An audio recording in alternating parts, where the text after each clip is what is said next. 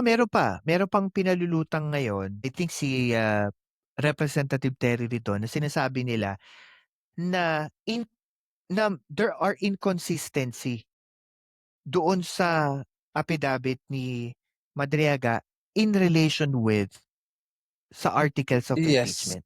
isa pa yan. Kasi parang ang layo na nung mga sinasabi niya nga. Hindi, nilinaw niya naman yun, eh, pagdating naman kay BP, may mga Mm. hindi talaga kasama dun sa ano niya, sa affidavit niya. Pero kaya niya pinakita daw yun kasi it is a link towards talagang napapasinungalingan niya na hindi totoo yung sinasabi ng BP na hindi sila magkakilala. Yan lang naman yun. As in, Kumbaga para magkakilala talaga. you know what, naalala ko yung one thing that struck in my mind when I was watching yon, yung sinabi niya na parang gamit nga namin sasakyan na Champo Yeah. Duterte, Champorad. Paano mo maaalala yung instance na yun? Kumbaga sa dami ng bagay na nangyari sa'yo, maaalala mo pa yung single Hindi moment na yun. totoo yun. Oo, yun nga, eh. Kung minsan ayoko talagang alam mo sa totoo lang matatawa ka nga, eh, nung pinakikinggan ko siya, every second sinasabi ko, hindi talaga ako maniniwala dito, sinungaling." Pero yung detalye, 'wag mo na ako kasi hindi ako naniniwala sa mga bank account number tsaka mga numbers, yung mga prices, eh, mga numero kasi ginagawa na yan dati.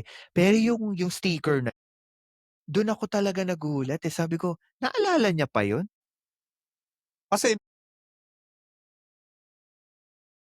Yun nga, eh. Yun yung parang nakita ko diyan na kaya hindi niya makakalimutan. correct. Ta's naiyak pa siya Yeah. yung binasa niya yung number 47 na, "Ang take mo ikaw ba naman ano, ginawa mo na lahat para Ang sa." treatment ng ano diyan, kabila, nagdadrama lang, kasama sa script. Yan ang tatatak. Actually ba puwede rin yun, kung titignan mo din puwede rin naman yung maging angulo na nagdadrama siya kasi nga wala pa namang proof, eh. Yun nga, eh, kaso nga lang wala pa kasing proof, eh. Kahit tayo, we cannot even prove yung mga sinasabi niya ay totoo unless talaga lumabas na itong cellphone. Totoo. Malaking bagay talaga yun sa cellphone. Na yun yung parang malungkot lang diyan and I think, sa mga tao sana ito naman sa akin, sa mga Pilipino, I think we need to not have any conclusion sa issue na 'to. Correct.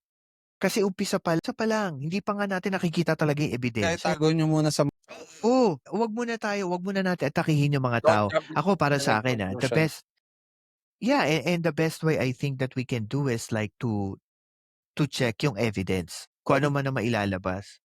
And then I also think na this is the proper time for us to see kung sino talaga yung nagtatrabahong government official natin sa Kamara, 'di ba? Na hindi lang sila boboto dahil sinabi ni sa tingin mo, yung nangyayari ngayon sa impeachment at paglabas ni Caramel ng mga anti-Duterte as their political strategy para mapabagsak si VP Hindi Sara? nila magagamit yan, eh. As a as a as far as I'm concerned, hindi nila Mm. magagamit yan kasi disadvantage nga sa kanila yan. Unless na lang kung meron silang makitang butas talaga diyan na talagang mapapahiya o maano si ano, madi-discredit si Caramel, 'di ba? Pero as of now, hindi nila magagamit kasi ano yun, compare sa 18 Marines, mas consistent.